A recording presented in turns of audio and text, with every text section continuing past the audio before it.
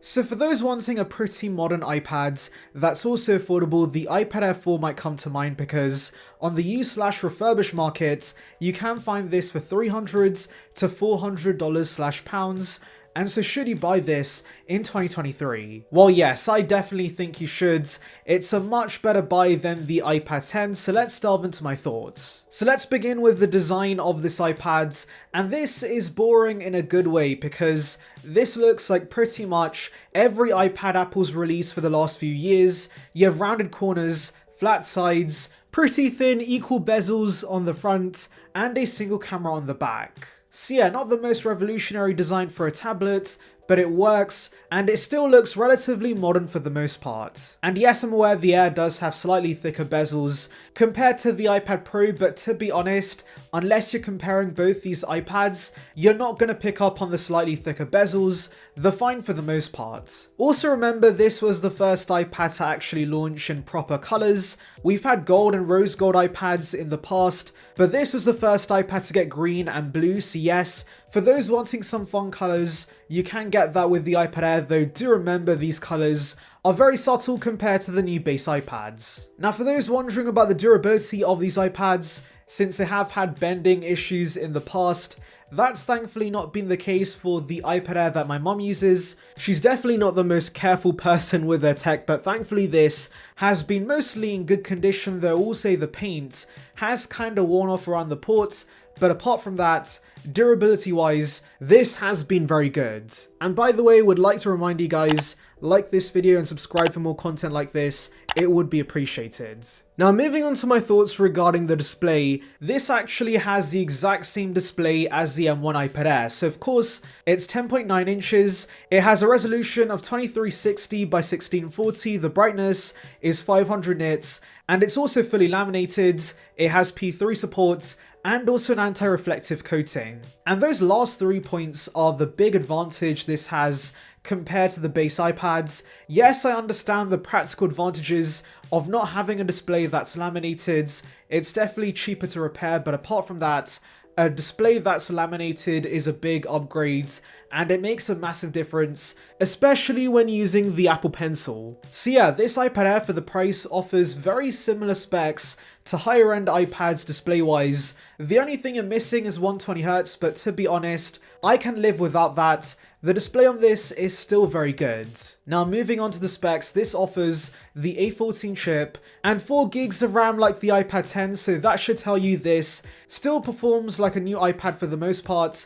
And yes, even on iPadOS 16, I've really had no issues. Now yes, you do miss out on some of the M series exclusive features, like Stage Manager for example, but I'll be honest guys, that was a pretty half-baked feature for the iPads, and most consumers are using iPads for regular use cases like watching YouTube/Netflix or browsing the web, and so for those use cases, this iPad's plenty good. And hey, if you do want to push this and do some video editing or music production on this, you can do it, but I still think a Mac's better for that. And so yes, for basic usage, this iPad's intended for, the Air's perfect. And for those wondering about RAM issues, that's thankfully not been the case. 4 gigs is plenty for this iPad, and so yes, I've had no issues performance wise. And yeah, overall stability with iPadOS has been pretty good, and it's surprising because I've had some issues with iOS 16 on the 14 Pro Max, but iPad wise, Apple has kept the software pretty stable for the most part. Now moving on to battery life, most iPads offer an average of 10 hours of battery life, and yes, when I got this brand new for my mum, she was definitely getting that. But I will say over the last few years, the battery has significantly degraded, and it's not that great. And yeah, my mum often complains about the battery life on this.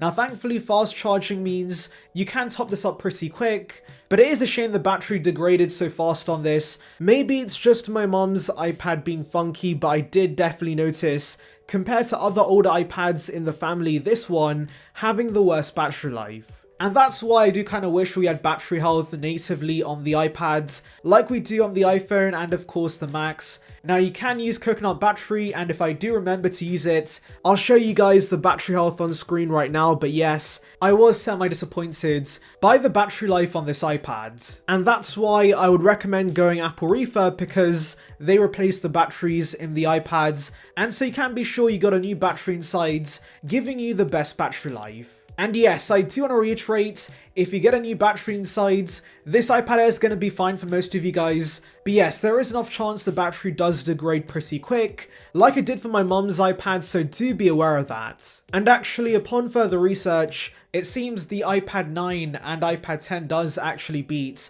the iPad Air's battery life.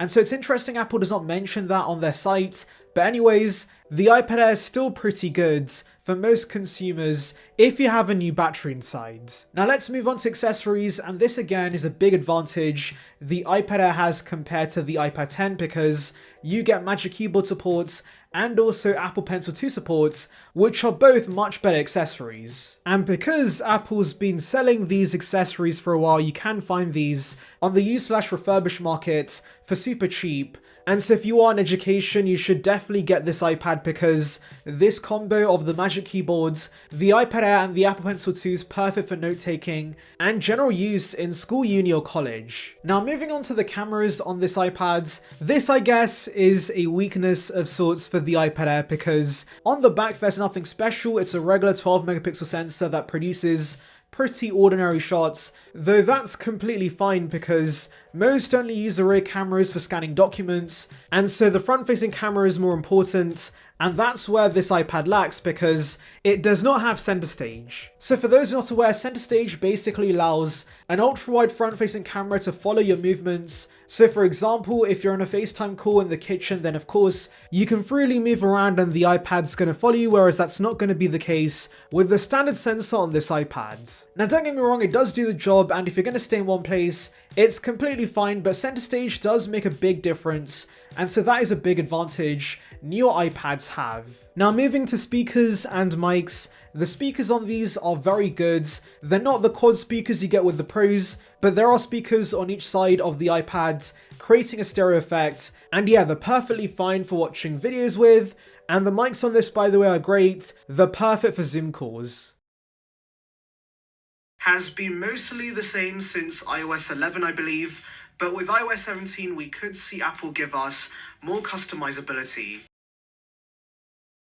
So here's a quick video mic test for you guys. Let me know how this sounds. Now biometrics wise, you do have Touch ID on this compared to Face ID like most modern iPads, but this is actually a pro for the iPad Air because I find myself blocking the Face ID sensors pretty often when holding the iPad Pro, so this is a lot more convenient since it's on the side of the iPad. And yeah, it works flawlessly, so very happy with the Touch ID sensor on this iPad. It's perfect. And connectivity wise, I've had no issues. Wi-Fi 6, Bluetooth 5.0, those are pretty new standards, so I've had no issues. And you do get the Type-C port on this. Now it's not the fastest Type-C port. If you do want Thunderbolt, you need to get the Pros. But if you do transfer things, occasionally this port's fine for that. And if you're only using the port for charging, then there's no issues with the charging speeds on this iPad. And actually, just remembered, you miss out on 5G on this, but I'll be honest, most don't need 5G on an iPad, and so I don't think that's a massive con. So those are my thoughts on this iPad, and for the most part, this iPad delivers. Yes, it's not the most exciting iPad in the world, but this offers most of the modern iPad features at a price that's reasonable, and yes, for students and basic iPad users, I still highly recommend this. Just be wary of battery life on this. As I said, if you're buying this used, make sure the owner plugs this into coconut battery, but apart from that,